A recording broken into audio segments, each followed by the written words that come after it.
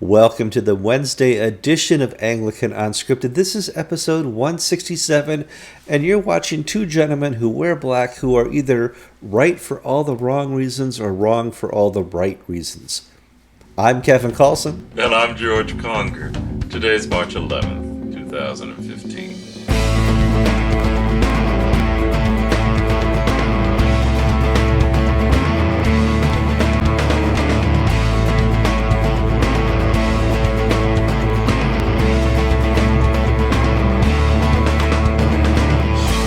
Good morning or afternoon or evening. I don't know what time of Wednesday you guys watch the show, but George and I are going to do something a little bit more lighthearted today, but it may have some real big consequences in the end. We're going to do the countdown to the next presiding bishop of the Episcopal Church here in America. I guess the presiding bishop thinks there's 16 different countries or provinces or territories that she controls, but we can talk about that some other time. But George and I were sitting down this morning and said, we called the Archbishop of Canterbury race, and I thought, why don't we sit down and look at who's leading contenders and stuff like that, and you and I can start doing the sweepstakes like we did for the Archbishop of Canterbury, but for the presiding bishop. And George, right away, I know this one, that one, Rhode Island, of course. And so he in his head, just like that, pulled off 5 names who would be leading contenders. And it's time to talk about that. We'll talk about the contenders. We're also going to talk about the last 3 presiding bishops and compare and contrast, and then talk about the ramifications this may have with the Archbishop of Canterbury in the long run. First, George, out of your hat, you pulled off 5 names. Let's go through this real quick. Well, before I do, I just want to say I think that the candidates this year will be younger. Mm-hmm. Katharine Jefferts Schori was elected very young as presiding bishop, and she could have run for election a second time. And Kevin, you and I must admit, very disappointed she isn't. Because it's not too late. It's not too late. We can nominate her from the floor. Yeah. She's just been the gift that's kept on giving for reporters covering the Episcopal Church. Yeah. She may be an utter disaster in every other area, but for us, she's been wonderful. She has. But because she's so young, her contemporaries, people a little bit older, they've had the oxygen sucked out of the room, so that they've not basically been behind the scenes campaigning, building coalitions. Some of them may have, but the fact that she could, if she wanted to, come back into the field has sort of kept things out. Mm-hmm.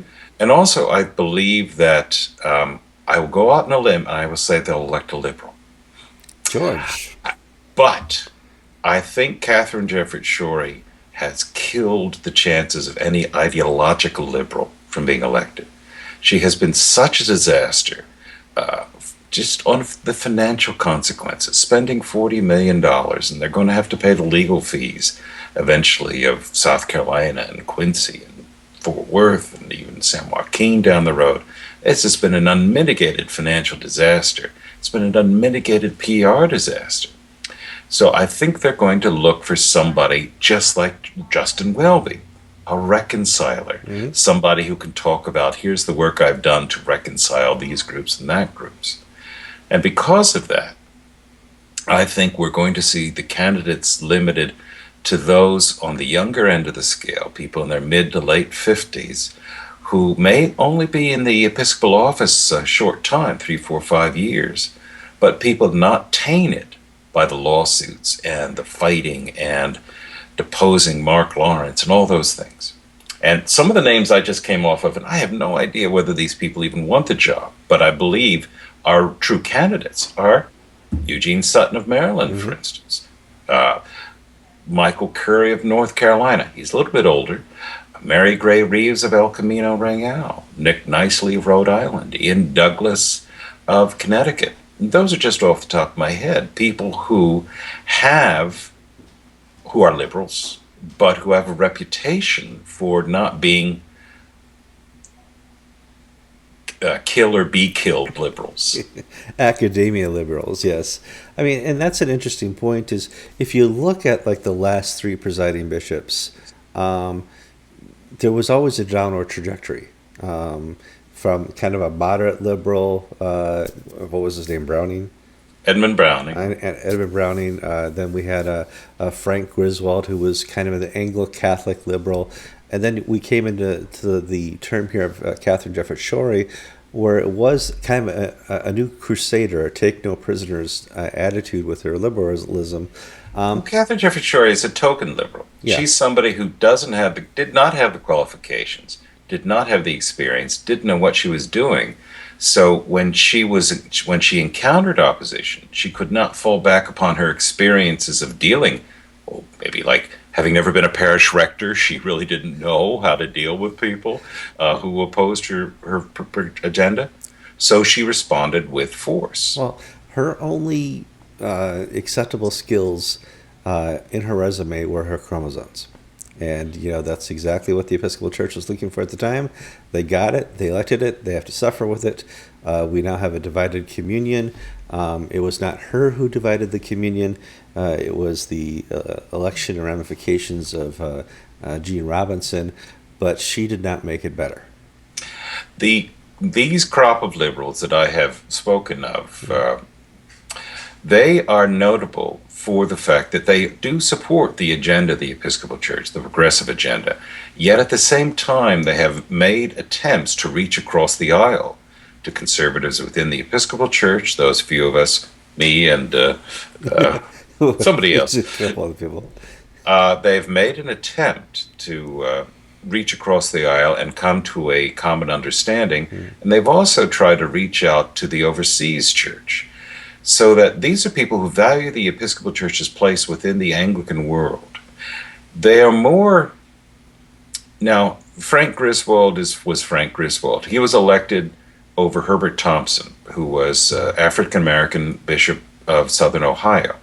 So at 1997, the race card was not enough to elect Herbert Thompson. We still wanted somebody who looked and sounded like a presiding bishop, who had the right credentials and background and resume. By 2006, we had passed that point where qualifications no longer mattered. We wanted identity politics. Mm-hmm.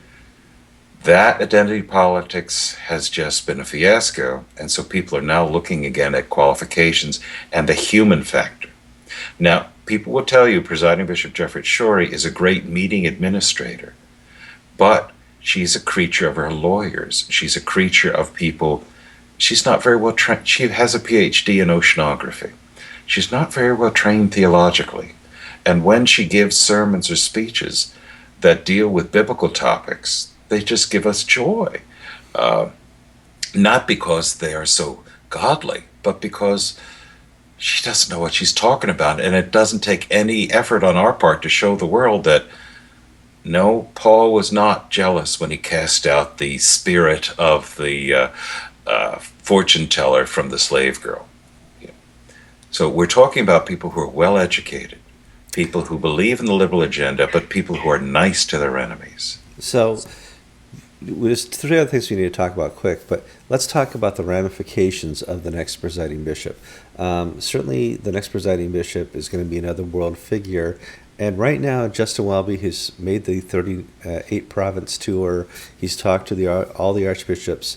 He came back and said, well, it's going to be up to them when they call the next primates meeting. There's not a lot of joy, love, and happiness amongst the communion. The next presiding bishop offers an opportunity, which Rowan Williams spoke of. He said, basically, this is all over when the end of the torn fabric of the communion is over, when Bob Duncan steps down and when Katharine Jefferts Schori steps down. Is that going to be the opportunity now to bring this all back together? And will the Archbishop of Canterbury force a false reconciliation? He'll attempt to force it, yes.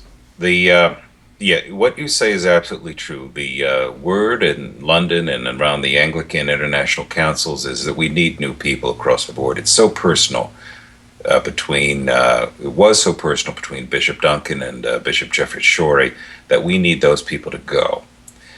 But it assumes that Foley Beach is a go-along, get-along sort of guy. Mm-hmm. Now, Foley Beach is a pastor. He's a very nice man. He's a very kindly man, but he has a spine of steel. He wouldn't be a very good Episcopal bishop because he doesn't bend with the wind. That being said, someone like Foley Beach, if he were to sit down with someone like Eugene Sutton of Maryland, they could come out and with an accommodation. They could find, now I'm not saying the two will become as one and the churches will be united, but the vituperation and the anger and the hatred that you see, just look at letters to the editor after the Fort Worth decision. Oh, jeez. On both sides, these people really are angry on both sides. I believe that what Justin Welby is hoping for is a presiding bishop who can reach out and see Foley Beach as a fellow brother in Christ, and he's hoping Foley Beach can see that whoever is elected is a fellow brother in Christ with whom we profoundly disagree on this, that, and the other, but not someone who we would read out of the faith as a non-believer. That may be a pipe dream. Yeah, that may be a pipe dream. But there are bishops like that who are running, but who are capable of running, who could fit that bill. Well, this time the nomination committee was very adept and smart in keeping all their nominations secret. Before we had little interview videos with all the candidates with a nice darkened screen behind them, some cool lighting. I remember all the candidates sitting there answering questions about what they thought the communion could do and how the Episcopal Church could grow. And, well, that never happened, but that's all right. The interviews were cool. But, remember, Kevin, even though Frank Griswold was Frank Griswold, during his tenure, the Episcopal Church tanked under Edmund Browning. Right. Everybody, but all the other mainline Protestant churches tanked. So we were falling with everybody else. Mm-hmm. Frank Griswold was unusual because we stopped falling. It was like we're levitating. We don't know why, but the church, before Gene Robinson hit, 98, 99, 2000, 2001, the church wasn't hemorrhaging members. Now, after 2003, all bets were off, and under Katharine Jefferts Schori, we've lost 25%, or so, whatever the number is. Yeah. So a presiding bishop who's a liberal who tries to accommodate people may halt the free fall of the Episcopal Church in national numbers. Now, or... Well, let me just put it, it's in God's hands. Yeah, it is. So let's talk about audience participation. The guy over there on the other side of the screen, his name is George, and we need to get George to Utah, Salt Lake City, in 100 and how many days till the election? 108 days. 108 days. And so he's going to be a reporter for Anglican Inc. and Anglican TV. We need to get some money for him to travel. I'm looking for a budget of $1,500 to fly and put him in a hotel. What I need from you, well, actually, I don't need $1,500. We already had a nice generous donation from a certain lawyer in a certain state who gave us $500, and I need to make up the additional $1,000. Thank you, Mr. Booth Beers. I really appreciate it. And so we need to raise $1,000, and you can help do that by going to anglican.tv/donate. And help send George to Utah. George, you're going to have to bring your booze with you. Yes, unfortunately, I think most of the hotels are dry. I don't understand. It being an Episcopal convention, there will be the liquor flowing freely. But how they're going to work it with the package store laws in Utah, I just don't understand. Well, to most of us, BYOB means bring your own Bible, but to the Episcopal bishops, it's a little different, BYOB. So let's talk also about audience participation. We're going to do the periodic updates about who the next presiding bishop will be, the leading candidates, but we want you to participate through email or through Twitter by letting us know who you think should be nominated for the next presiding bishop. Now, qualifications. You can't nominate a layperson. You can't nominate a deacon or a priest. They have to be a bishop in the House of Bishops. It's one of those weird things. The Episcopal Church actually does curtail some things. This is one of those. And so we want you to use the Twitter feed. Let's see, this episode is AU166, so it'll be hashtag AU167, or Anglican TV, or NextPB. Any one of those hashtags will do. And then we will talk about, as we update, what you guys think or who you guys think would be the next presiding bishop as we do this for the next 100 days.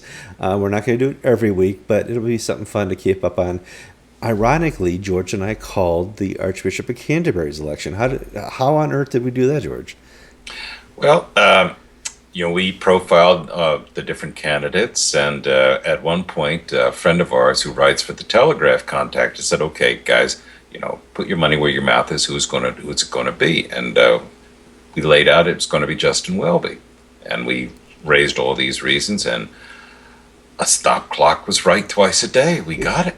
And you got Katharine Jefferts Schori in 2006. Yeah, we had a little unofficial pool going at the convention amongst us journalists. It was mostly bloggers at the time. But I got the name Katharine Jefferts Schori. I knew nothing about her. I didn't pick her because I knew her resume.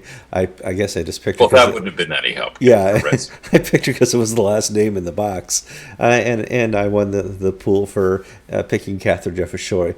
George and I are right a lot, but like I said in the intro, probably for all the wrong reasons. I'm Kevin Carlson. And I'm George Conger, and you've been watching episode 168 of Anglican Unscripted.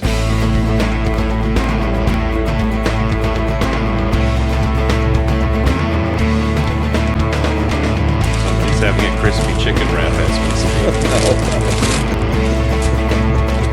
So, Kevin, how's that fasting diet? It's really good, George. At 7 o'clock, I get to have Chinese food. Well, nothing beats at 1 o'clock a McDonald's hamburger. What is your cholesterol rating? My what? Cholesterol reading. What's that mean? Yeah, that's what I thought. 3, 2. Well, let me finish these. Oh, quick. sure. So when does Victoria come home for spring vacation? She actually works through. She has a job on campus, so we're unlikely to see her or have her move her crap back into the house for a week or 2 weeks. So she will stay at UConn. Right now, we're planning on bringing all the relatives out here for her graduation. Dad's out of the hospital. Mom, and the problem is they're having the graduation is May 7th. Then they're having their graduation party a week later. She's having an award ceremony as being on the graduating with high honors. That's a week before. So my poor parents are going to fly out here 1 week, fly back, and drive out here the next week. Why don't they just stay? You just can't pick good parents, as your children know. Yeah. See, the way the way I've got the pension set up. When you start, you can check off when you die. When you retire, you can either get a certain proportion of your income payable to you for your lifetime, or you can get a lower portion payable for your lifetime and your spouse's lifetime.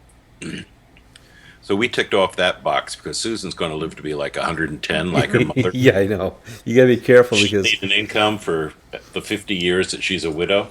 I mean, we were first married with the longevity of the women in my family.